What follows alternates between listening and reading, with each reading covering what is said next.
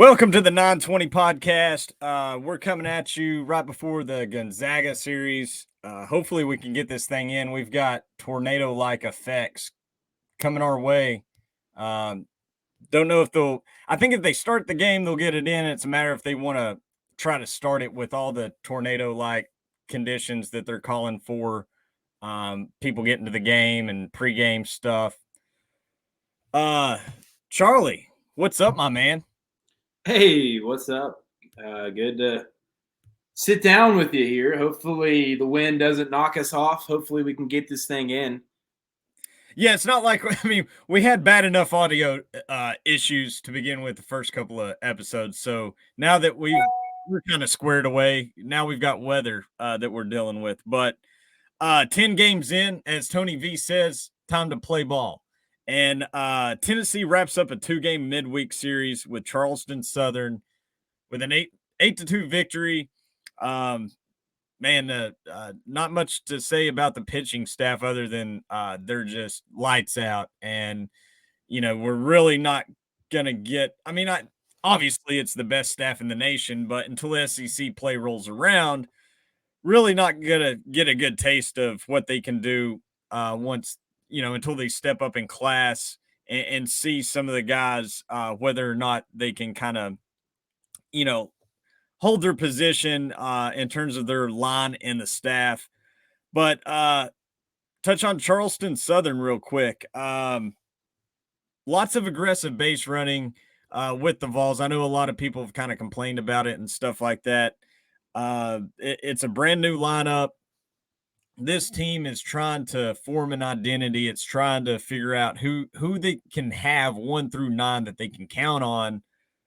And I think they're getting there. I think they might be getting there a little bit quicker than I expected. 1 through 6, as you can see on the graphic, we still got the 2022 stats up there. We're only 2 weeks in, so over the course of the next week, we'll be throwing the updated stats in. But the names are what's important. 1 through 6 is pretty solidified. I think you can see some experimental stuff going on with a couple of those guys, but I know Tony's mentioned Ahuna. He has options at the 1, 2, and 6 spot, and I think 6 right now. I don't until he gets super hot. I don't think any change going on there. 3 through 5, especially, is what Tony and Josh really like to stick with those guys, and then Dickey and Moore at the top. We've talked about it, Charlie. We're proponents of having your best pure hitter at number 2, especially with what Christian Moore is doing and getting on base. He's got 4 bags. He's 4 for 4 still in bases. We know he's got pop and can go gap to gap. But his on base to me is what makes him kind of special at the top. But I've got no qualms about it. If you want to go Dickey and then Semo, totally fine. It's the bottom of the lineup. That outfield DH rotation. We got Charlie Taylor in there. He's been, we talked about it last episode. He's looked good in the box, but when it comes to difference makers, I think it's going to come in the form of a freshman, true freshman like Dylan Drawling. Hunter Inslee he's not jumping off of the page, but if you watch him play, he's getting really good contact. He has above average speed. He's a stout guy, man, and he can scoot. He's got a few bags on the season, and I think he can play the outfield, whether it's center or left. Those are the spots really that's going to make the difference with this thing going forward. Is there anything that sticks out to you, Charlie, as far as anything we might see going forward with this lineup, or anybody that's impressed you early on? Yeah, you kind of hit on it. That top 6 and specifically that top 2 in the lineup, 1 and 2. Yeah, we both prefer Dickey at the 2. I like having, like you said, your top contact guy, or just your best, your best pure all around hitter in that 2 hole. And I like having a guy like Christian Moore that does get on base a lot, that does walk a lot, that I think makes pitchers work. Just really, really good at making pitchers work, making guys show all their pitches. I like having him in the front of the lineup.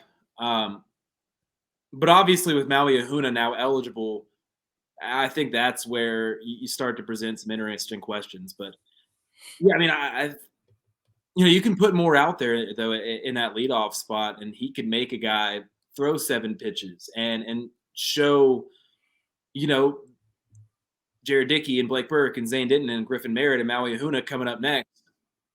Make him show all of what he has to offer right away just from the get go. But I don't know. Do you think that Maui Ahuna like works his way up into the first or second spot, or do you think that Dickey and Moore kind of hold it down?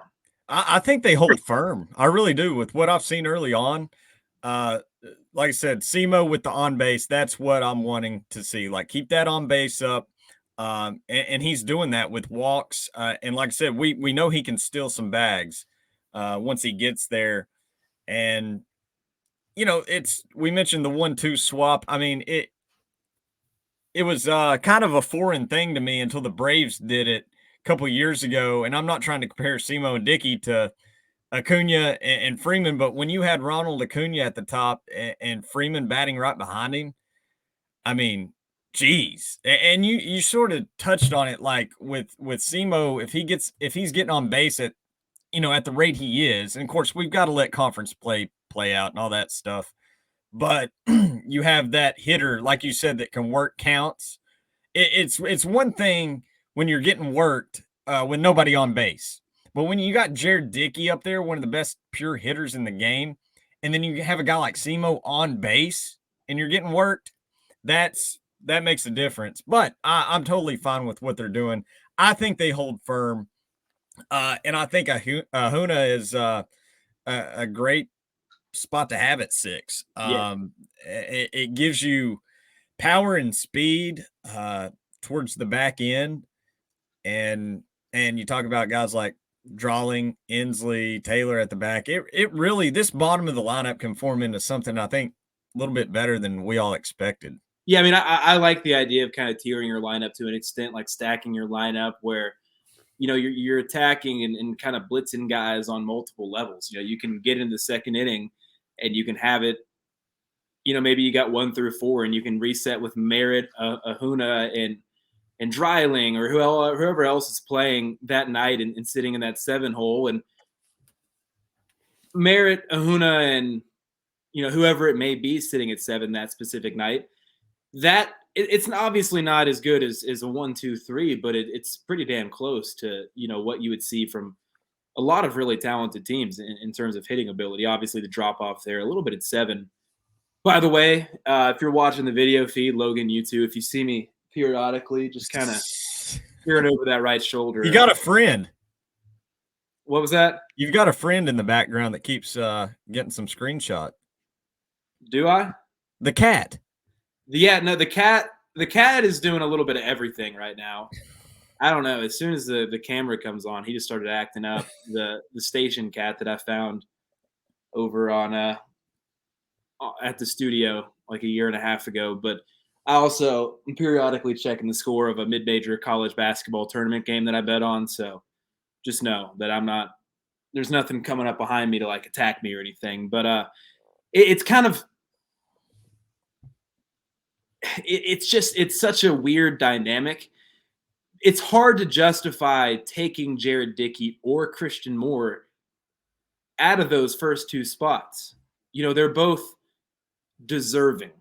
Yeah. At the same time, Maui Ahuna, I mean, that's a guy that is one of the better players in the country, one of the better hitters out there, hit 396 a year ago. He can work a lot of walks too if he wants to. That OPS high. I mean, he's the kind of guy that teams would, kill to have in the top of their lineup. So it's just tough because, I mean, again, there's so many different justifications, but there's only one final solution.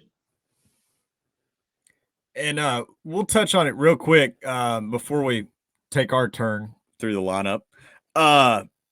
The 3 and 4 spots with Blake Burke and Zane Denton. Look, I always felt like eventually it would get to, or what they wanted to do is get Denton in the cleanup role. It didn't start out that way, but that's his home. Like he played and started every game for Bama last year and was in that cleanup spot. That's where he's comfortable. I think they just wanted to see some of the work he had put in and the results. And early on, no question, like he's a slugger. He's a cage rat.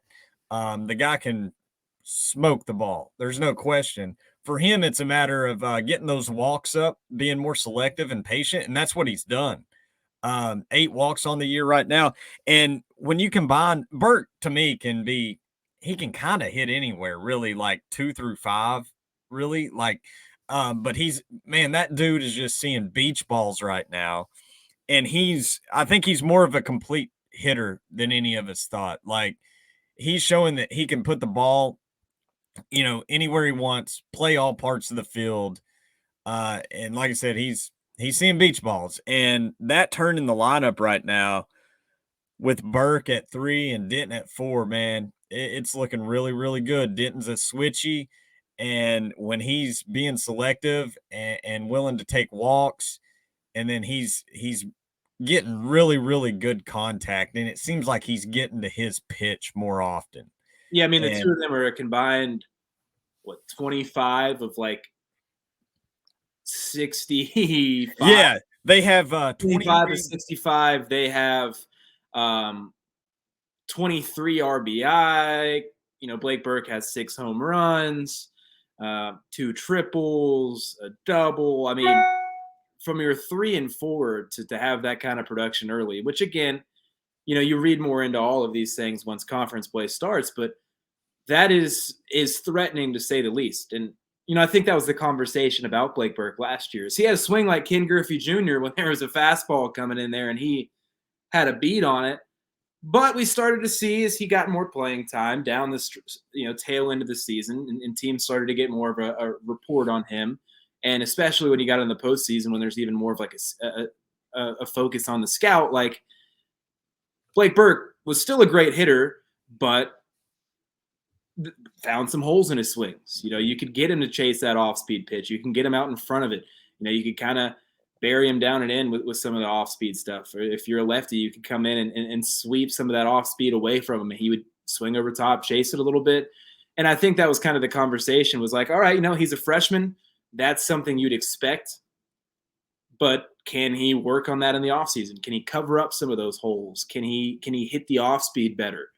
Can he earn more fastballs this year, basically?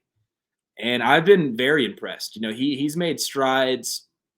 Again, you wait till you get an SEC play to really, truly know everything. But he's made strides to this point further than I expected him to as a hitter. And then, Zane Denton right behind him.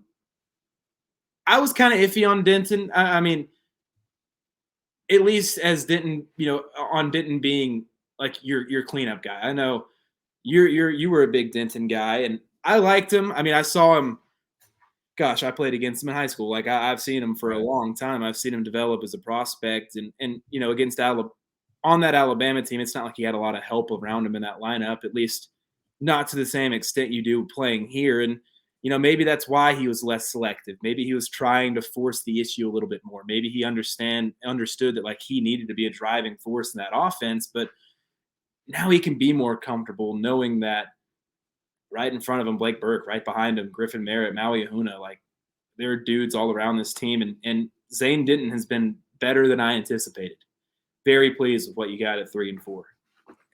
Absolutely. And I'm real anxious to see if it continues, which I think it will to an extent, going into SEC play. But without a doubt, it's going to be, like I said, the bottom of the lineup. That's what's going to really take this thing to the next level. Man, like I mentioned, Hunter Inslee, Dilling, Drawling, Cal Stark, he's shown he can DH and then platoon with Charlie. It's going to be interesting how it shakes out. There, other names, of course, guys that have been in the program, Booker, Scott, freshman Reese Chapman had the bases loaded the other night and really got good contact with the ball. Couldn't make anything of it, but he's shown the ability in that spot, bases loaded. He's a true freshman waiting for his moment. he had a good at bat. But my guy right now that I'm kind of circling is Hunter Inslee. Like I said, I thought I really like the contact early on from him. He can get the bat head around, some good at bats, above average speed. Here is what Tony had to say on Inslee and his role going forward. Yeah, he's doing the best he can with what he's being provided, and I think any kid out there who has the excuse of, well, I need to get in a rhythm and I haven't played every day, that you can use foul language to describe that mentality. But it is a lot easier to come to the park every day and be in the lineup and rack up a bunch of at bats and things like that. So he's kind of caught in the middle of that, and when he's been out there, for the most part, he's done really well. And what he needs to understand, and most kids need to understand, is it's not necessarily what you do, but kind of how you do it. And you got to strike out in this game, and you're going to, Reese Chapman, for instance, tonight, as a young freshman, I don't think he'd be like this. He might go back to the dorm saying, man, I had a chance to hit, I didn't get a hit. Well, he dang near drove that thing out of the park, and he looked really good in the box doing it. So for us, we're kind of watching more how he goes about it. And Hunter Inslee's gone about his business pretty well and almost had what to date would be the biggest hit of the year. Unfortunately, Arizona's got a really good defensive third baseman.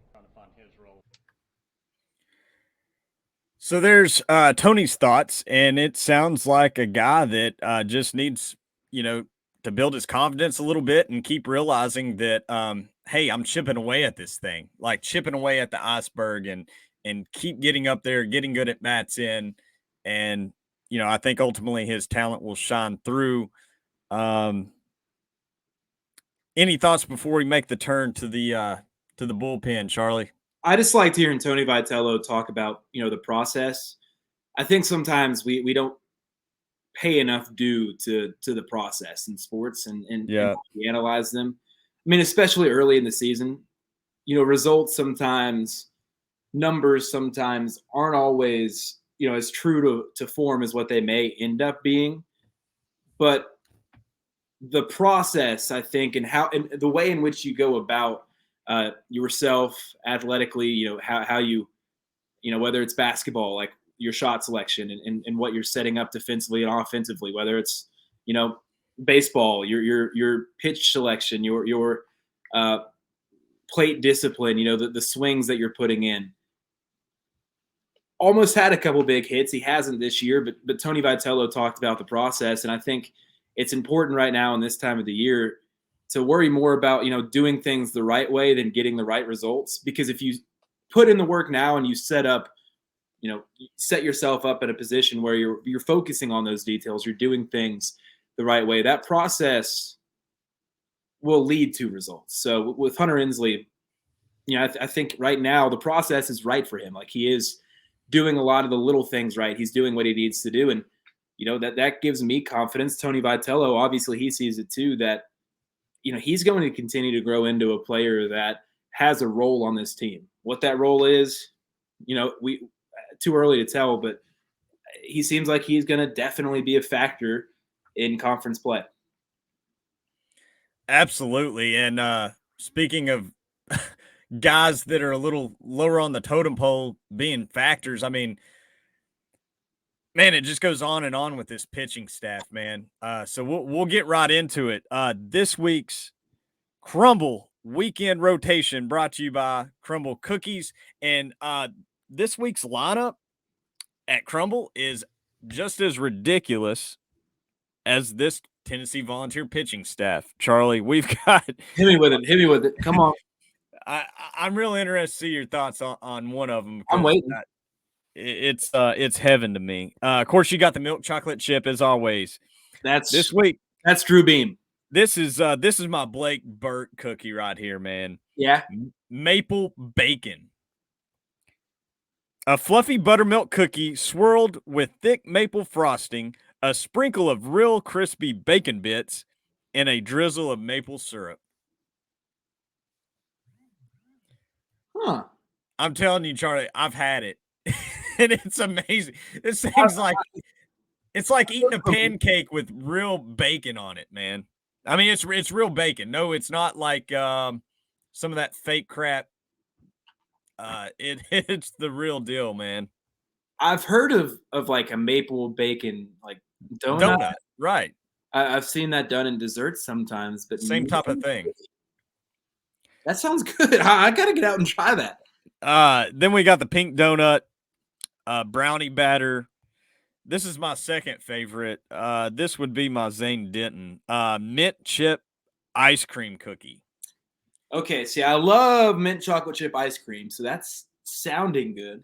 And then, of course, the classic pink sugar. But man, this that's a lot of great options right there. Tennessee, a lot of nasty options in the bullpen, and where are the innings for these guys, man? I don't know. We And start what's playing like inter squads on Thursdays, maybe. yeah, Tony was a little animated about he had a quote or two about the run rule off record that we said we wouldn't share. So but I like the run rule. yeah, It's punishing good teams. Essentially, it's telling good teams that like, hey, sorry, you were too good today.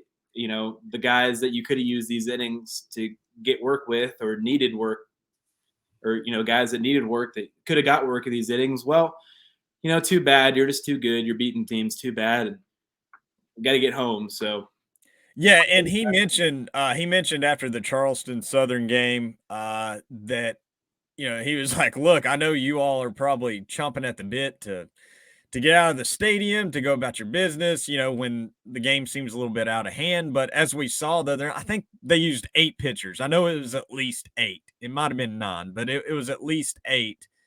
I think Hollis Fanning was brought in, which was a surprise because like Hollis is one of those guys early on that they want to get midweek starts. They want to basically it came to the point where this guy's got to throw a bullpen, so he might as well come in and do it against bats.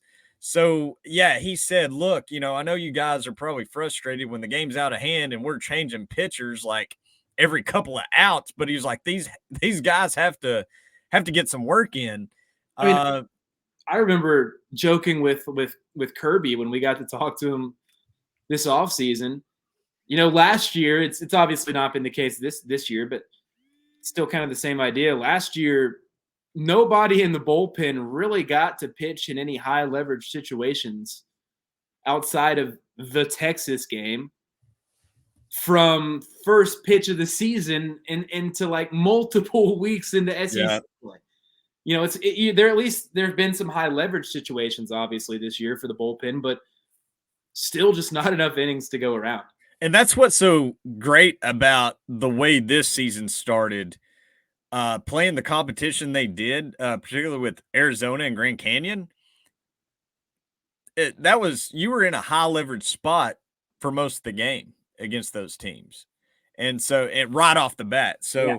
I thought that was great. And then, we feel like this, we're trying to figure out where everybody fits in. And it's without a couple of your best guys, Wyatt Evans and Camden Sewell. So where do they fit in when they're good? Tony mentioned that we gave an update last episode, but this week his update was that Sewell was on more of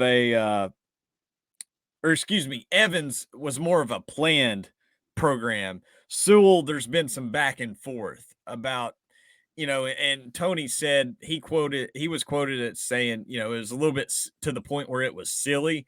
I took it as maybe, at one point Camden's like, all right, I'm ready to go. And the coach was like, no. Well, let's hold you a bit. And then a couple of days later, it's Camden that's like, man, I'm a little sore, when the coaches are kind of thinking maybe it's time to throw him. But say all that to say that Tony said Camden could be ready to go this weekend.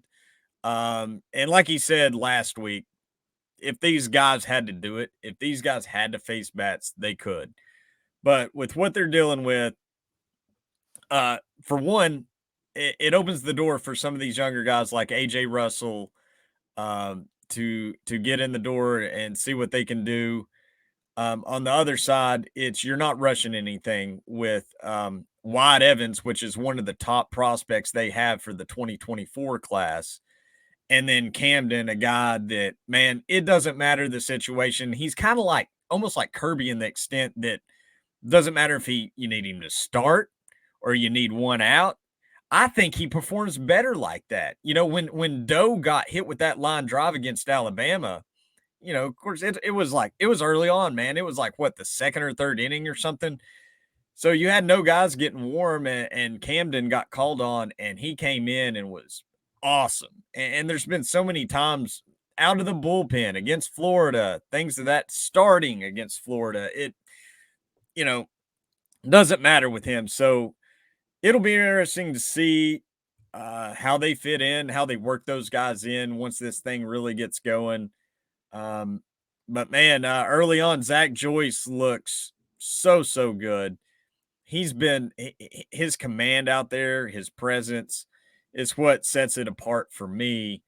On top of being a hard thrower, he has a new cutter. They worked on a cutter in the off season, and he said Frank locked it, so I'm good with it. So and he's been looking awesome. So it's I don't know, Charlie. The weekend's going to do their thing.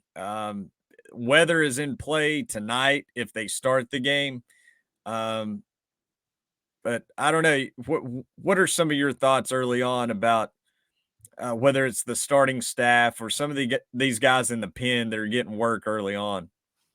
I mean, they just quite simply, they're exactly what they were advertised to be, which is the best collection of arms that any singular college program has ever collected for one singular season. Just so impressive anytime anybody takes them out. I mean, the latest guy that's really stood out to me that I wasn't expecting to really think much about this year, AJ Russell, freshman, struck out 2, didn't give up a hit against Charleston Southern this week, struck out 5, didn't give up a hit against Dayton last week, and that was in 2 1/3 inning. Against Alabama and A&M, struck out 3, only 1 hit in 2 innings. So, I mean, on the year, that's 6 1/3 innings for him. 1 hit, 0 walks, 0 earned runs, and 10 strikeouts. I mean, I know that there's just so much depth on this team, but, I mean, that's a guy from Franklin. I feel like I hadn't even heard much about him from like my people back. Yeah. And Tony had some really strong words about him.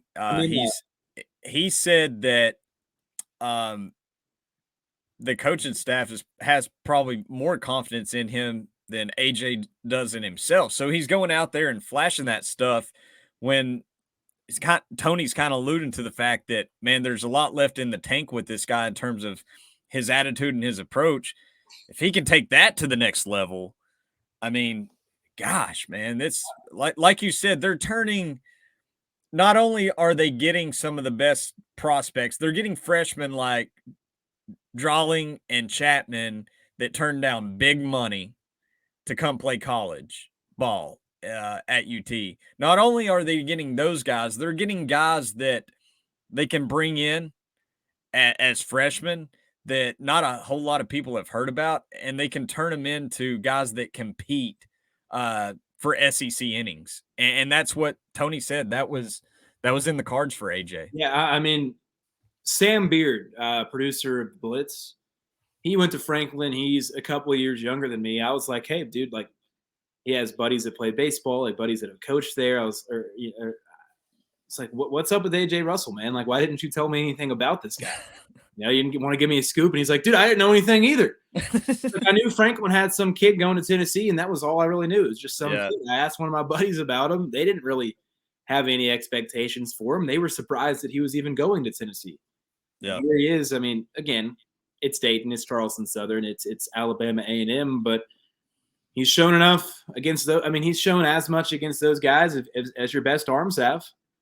He is going to compete for SEC innings, but getting Sewell back, getting Evans back, I think really just settles you in more.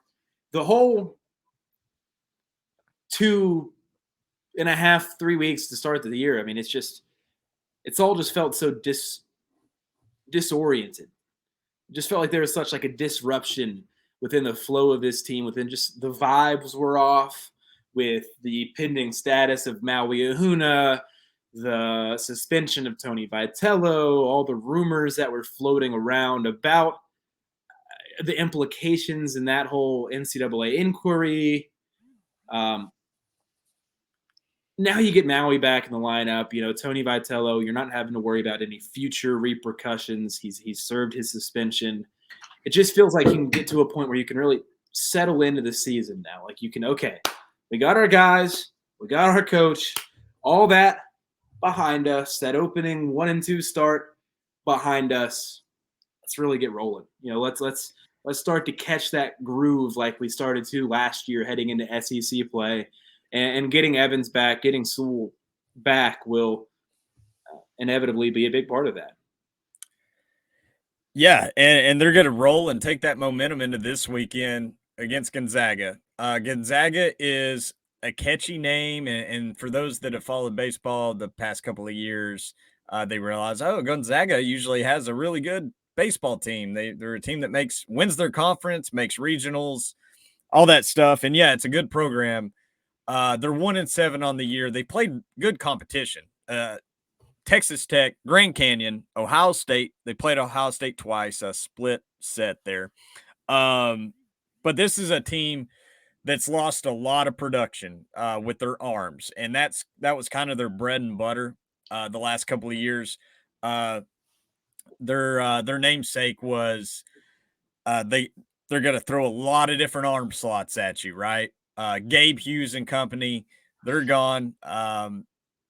Their most experienced pitcher in terms of being a Friday night guy is going to be the guy we see either tonight or game 1 tomorrow. It's Owen Wild. He's a right-handed pitcher, 11 1/3 on the year. He has 11 strikeouts, 4 walks. He was 9-1 last year. He formed into their Sunday guy last year and did a really good job. 9-1 on the year, 3.4 K to walk rate. And he tossed 74 1/3 innings and had a 1.26 whip. He's their Friday night guy. Outside of that, it's what's interesting to me. I mentioned all the different arm slots with the guys at Gonzaga that we're used to seeing. The top 4 arms that I've got circled, they're all traditional guys. They're traditional righties, 3/4 over the top, which is, like I said, it's really strange if you covered Gonzaga over the past few years. But nonetheless, Owen Wild, game 1. Game 2 is projected to be Jacob Rutherford, another righty. He's 8 1/3 into this season, 11 hits, 2 walks, 6 K. He has Gonzaga's lone win, but it was actually he pitched both times against Ohio State. In his worst outing, he got credit for the win. That the second time around he faced Ohio State, he was better. He tossed 2 innings, 3 strikeouts, scoreless, no walks. That third time seeing the lineup of Ohio State, he was better. But the 2 most interesting arms for me, and I think one of these guys may start on Sunday. If not, there'll be excellent options coming out of the pen. Nathan DeSchreier. He is an interesting righty. He and Kai Francis, they both had 4 to 6 round grades for the 2021 draft. They opted to go to Gonzaga. DeSchreier has a fastball, slider, curve going for him. He may be the most projectable arm.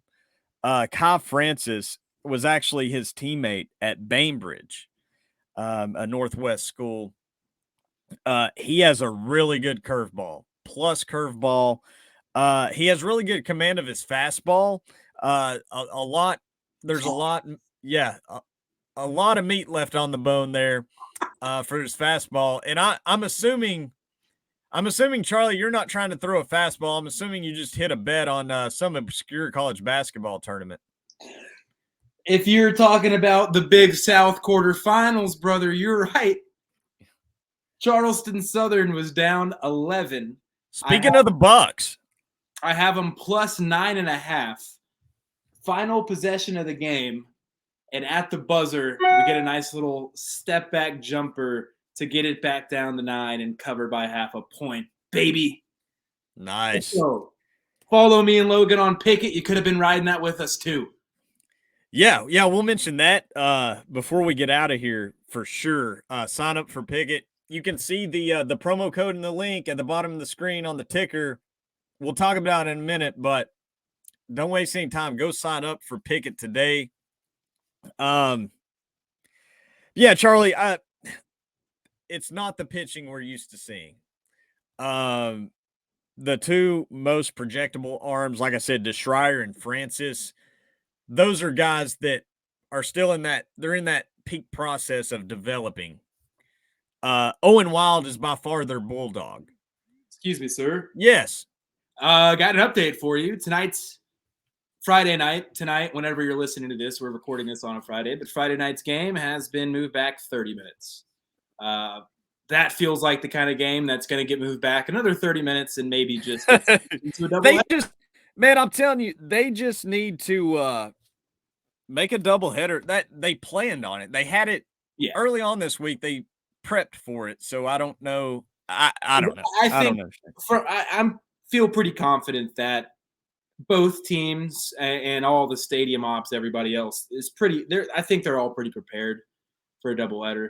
That still seems like a likely outcome, but at the same time, I don't know. This weather is pushing through pretty quickly, so maybe it does clear out with another 30 minutes. Maybe they tack on an extra 30 minutes. You get like a 7:30 first pitch, and turf field. Hey, go at it. We'll see.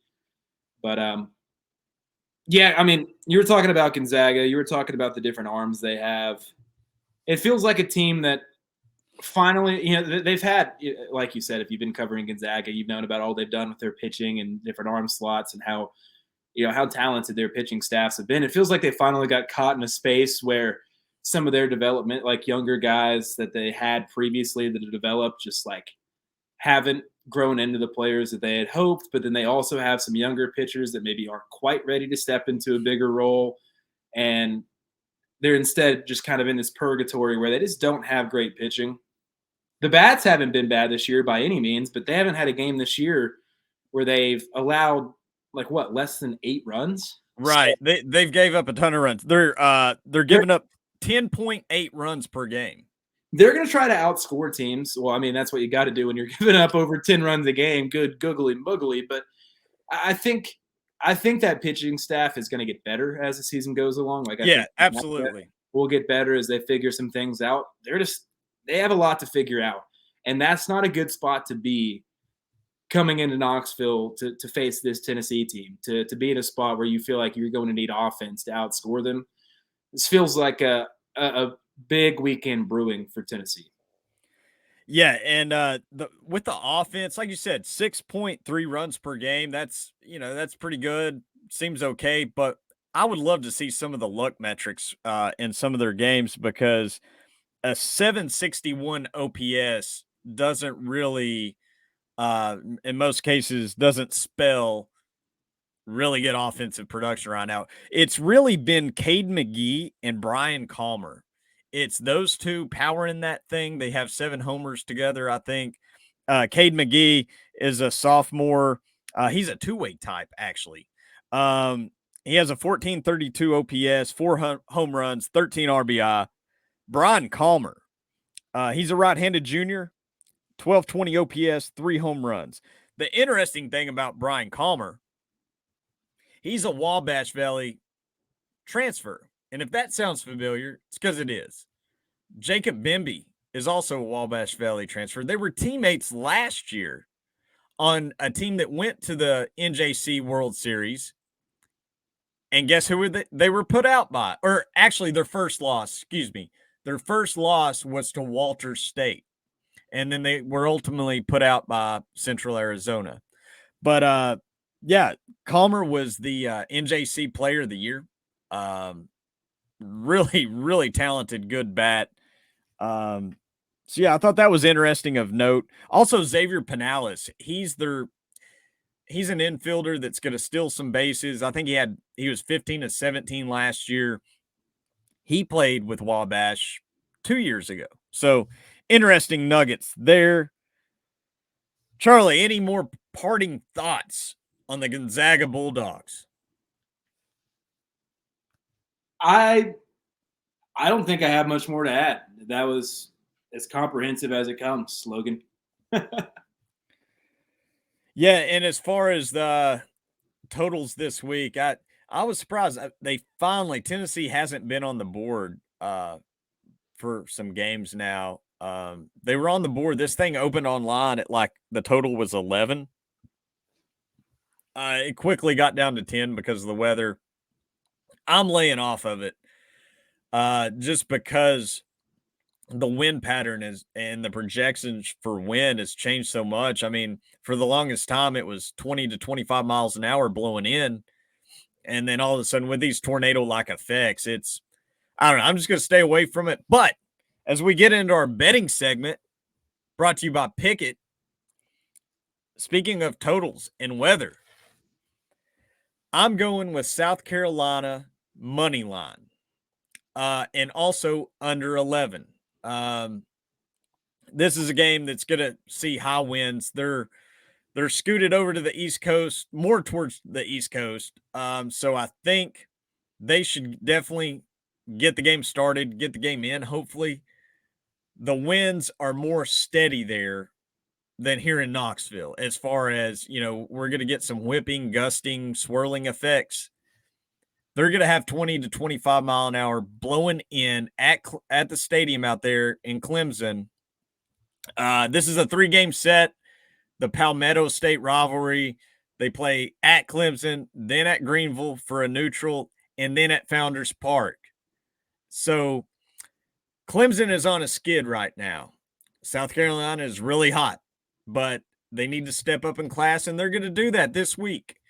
Clemson's starter, their ace, is out. He's unavailable. So they're going to a young guy, a guy that made his first start last weekend against UCF. It did not go well. If you're Clemson, you have to have this game. But if you're South Carolina, if you get this game, you're assured to go back to Founders Park and either sweep or take the series in this rivalry. South Carolina got swept last year. They have a lot of momentum. We talked about them, Charlie. We were we hopped on that train when they were 200-1 before the season started. Mm-hmm. Don't underestimate the addition of Monty Lee to the staff at South Carolina. He was a longtime Clemson guy. He's, in terms of this weekend, he's got the scouting. He's got the scouting nuggets for this matchup. And I think going forward, he's going to help this club. South Carolina, I think they continue, like I said, big step up in class here. Clemson can play small ball. They're one of the best teams at running the bases. They've got some offense. But you're telling me minus 105 money line, a team without their ace in Clemson, a team with their ace and Will Sanders. There's not many more guys. Take away the Tennessee pitchers.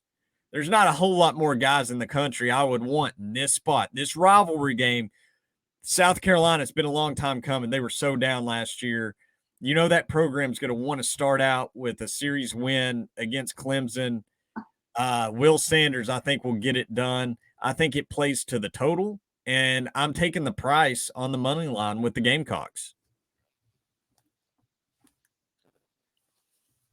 You have me completely sold. You have me, all the way sold on South Carolina tonight. That was convincing. Yeah. It is, I understand it's a road game. It's at Clemson, but still with all the factors and context leading up to this match, I've got it more or less more along the lines of like South Carolina should be priced at like minus 130 or so. So I think there's a little value here. It's a value play. And like I said, I feel good about the total going under with the weather. Will Sanders he's kind of pitched a contact type of pitcher, but he can get swing and miss as well. Let's just hope that the Gamecocks don't go too crazy and bust up the the talented young Gordon that Clemson has going. But we'll see. I think we got a good shot to split, or a great shot to split, and a really good shot to go 2-0 on that. Folks, if you want to get in on it, I know you're going to run to your sports book, but before you do, sign up for the Pickett app, the Pickett Sports app. Man, it's been game-changing for guys like me, Charlie. I know Jake Miller has joined the club. It's totally free. No, there's no scheme, no Ponzi scheme, no like angle here we're taking other than we want to create a community on Pickett, a fan run community where you can follow us, we can follow you. Um, it provides a betting model for you where you don't have to keep track of your return, your units, your win loss on this sport or that sport. It breaks it all down for you. And Charlie and I have proof of that. And it's made us more successful. And it's just a great addition to have to your betting lineup. And it's totally free. You even get $3 when you sign up. And also when you sign up, you get entered to win, you got a 1 in 100 chance of winning $100. So tell your friends about it. Hop on board. The link is on the ticker. DM me if you have any questions at LDQ Sports. Be sure to use promo code 920Logan, and we'll get you in there. And you can be part of our community that we're creating on Pickett. I'm a big fan. I've been using it every day. While you were reading that, I actually just posted 2 plays. What you got? It was college basketball. Oh, I thought you meant baseball. I know you're betting pretty much every game. I bet every single conference tournament game for 2 weeks every year. I started doing it last year. I went 167 and 132 last year, plus it was either plus 39 or plus 36 units. This year, I'm off to, I think, 25 and 19 start plus 4.5 units. So we'll see how it goes. I guess plus 5.5 now after Charleston Southern. But in terms of baseball plays this weekend, been fighting a good fight, trying to get some college baseball lines on my sports book over on MGM. I think they're listening. Something's happening.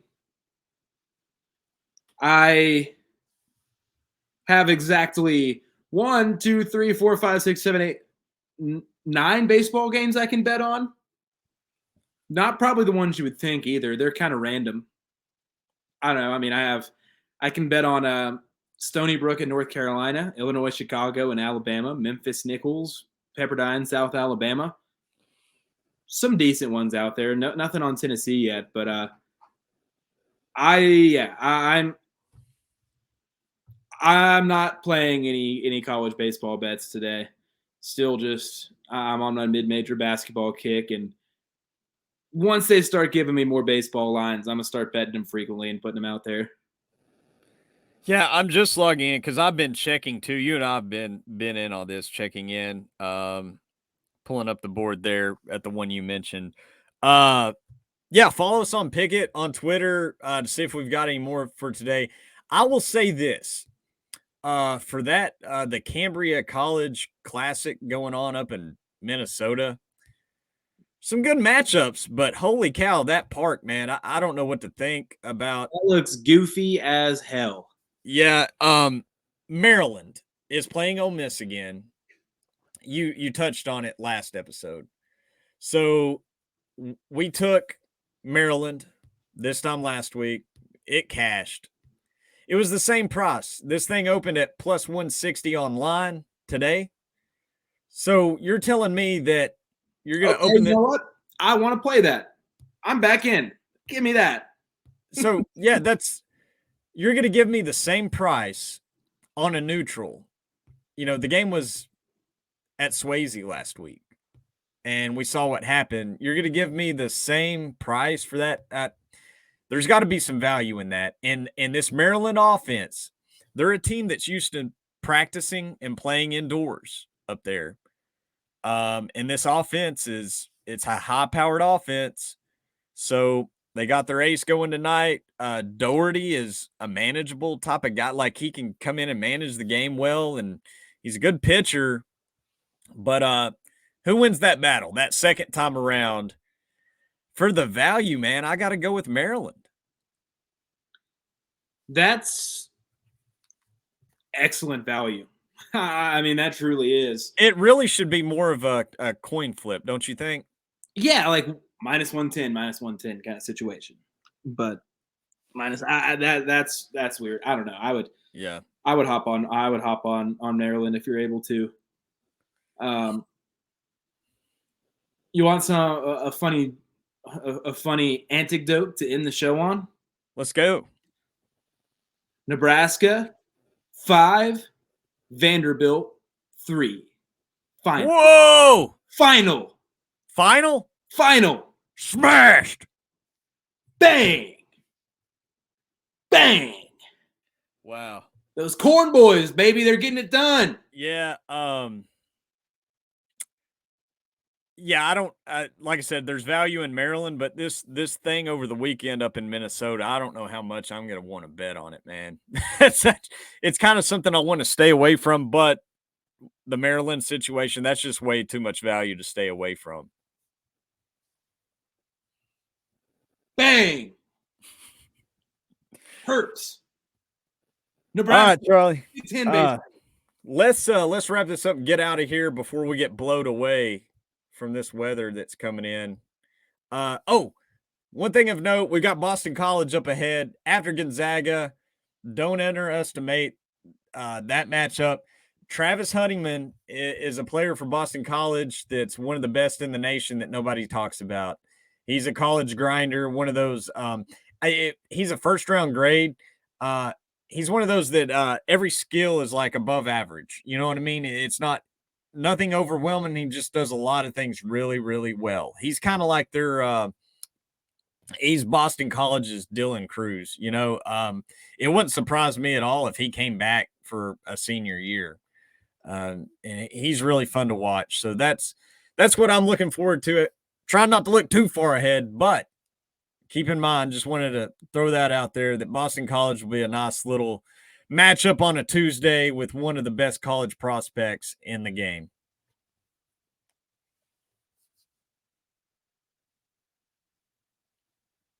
Anything else, Chuck?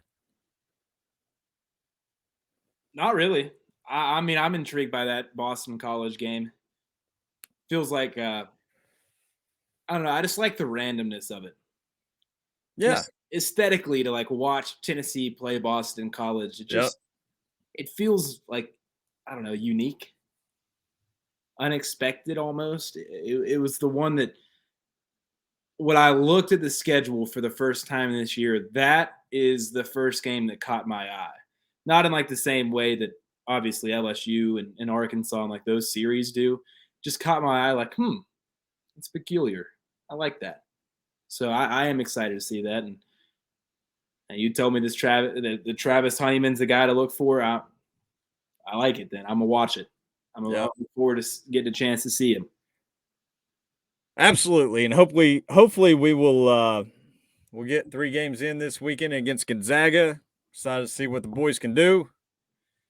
For now, we're out. Charlie, go enjoy your obscure college basketball. I'll go enjoy my obscure college baseball, and we'll make a weekend out of it. Beautiful.